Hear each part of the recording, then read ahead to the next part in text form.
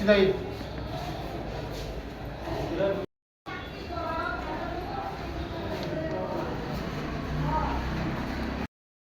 করাইয়া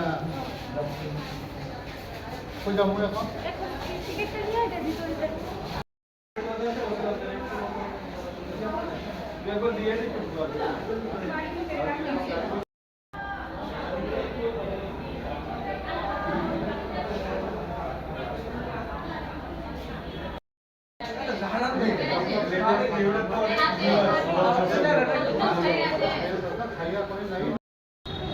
আজকে সকাল 8:30 নাগাদ আমরা একটা খবর পাই যে জগৎপুরে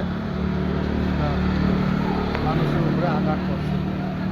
আমরা তথাপি আমরা গেছি উৎপথে, একজন মেয়েকে দাও দিয়া কূপ দিছে মোটামুটি অবস্থায়।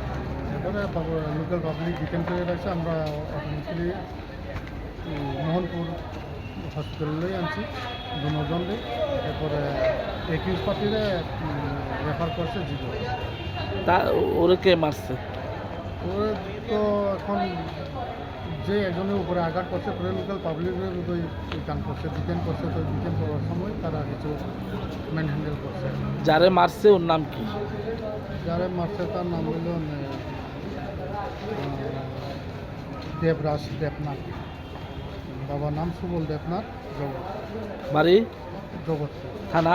থানা সিদাইমোহন। আর যারা আপনারা নিয়ে আসছেন তার নাম কি? তার নাম হচ্ছে দীপক সূত্রধর।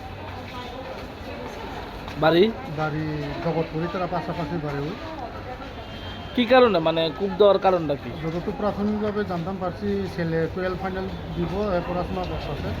তো হে মোটামুটি অবস্থায় হইচই করতেছে এবং সে আপত্তি জানাইছে যে তাকে তুমি এইভাবে চিল্লাচিল্লি করে আমার পড়াশোনা নষ্ট হোক এইভাবে করবেন না। ওই ইটা লইয়ে রাগারে লইয়ে সারে দাম লইয়া এর উপরে আঘাত আছে।